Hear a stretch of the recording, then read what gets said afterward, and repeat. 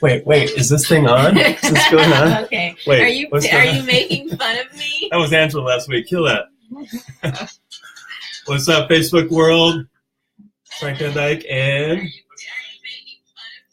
what's your name? It's me. It's Angela. Together we are Frangela. Angela's a little off her game today, so I guess I'm going to lead this thing. Yes, you have to lead it. It's the babies. The babies are making me crazy. Always. The babies are making me crazy. All right, what do you want to talk about today, then? We're going to talk about the babies. First, we have to say thank you guys to interacting with us last week. It was a lot of fun. We just thought we would do that for fun, and we had a lot of interaction.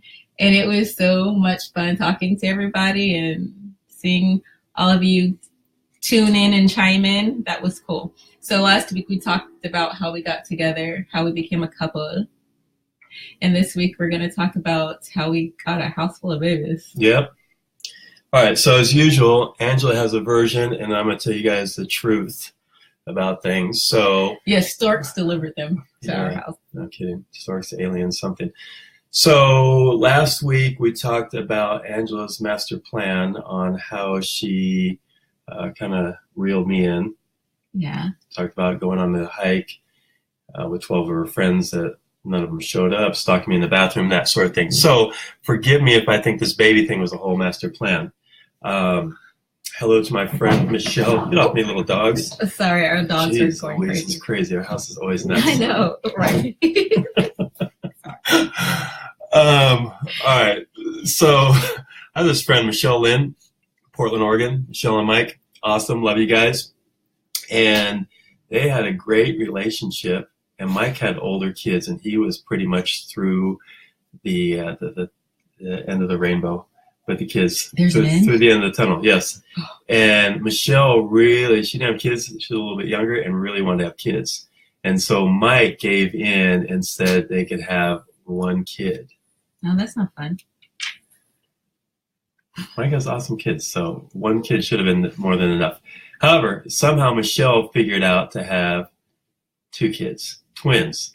Michelle, if you're listening, I know that was a master plan. We love you. But I know that you dialed that in. You should write a book, make a lot of money on that. So I've always been cautious knowing that story and knowing how Angela kind of, I don't know if manipulation is the right word on this whole relationship, how it worked. I'm glad it worked out that way, but I would have manipulated you into buying me a small island, not getting 3 kids. Babe, I'm sure that's on your list. Okay. That's on it. Yeah. So how did they come about? Okay. Do you want? Well, first, okay, let me tell you the little backstory. Okay. So single for a while. We forgot to mention on the last video, we started dating seriously in July. And 2015. Right. So it's a couple of years now. And I really, was single for a while, not just focused on business, my kids, everything. I got a 13 and 15-year-old. So pretty soon, light at the end of the tunnel is finally not a train. My kids are awesome. Jaden's in state this weekend for cross country as a sophomore. Way to go, JD. Woo-hoo! And so when I was screening potential candidates for the dating world, I was really making sure that maybe there were no babies involved. Okay. Right? So I asked Angela, like, all right, tell me the story. What do you got going on? She's like, well, I got a 21-year-old and she left out of the house since 18's, got her shit together, usually has a job, maybe 2 jobs, dating this guy down in San Diego. And I'm like, okay, so she's back every week and they're fighting. Nope, hasn't been back since she left, doesn't bug me for money, everything's good, did a little stint in the military. I'm like, cool. What else you got? She goes, well, I got a 16-year-old, but she's getting ready to go live with her dad and take the little dog. I'm like, not this nice. dog. I know. Had a panic. Of course, not Ryder. Ryder used to be her main focus in life until the babies, and now Ryder is one step on the totem pole above me, which is way down the list. Ryder. That's not true. Ryder. Not a lot of love going me and Ryder's way, huh, buddy?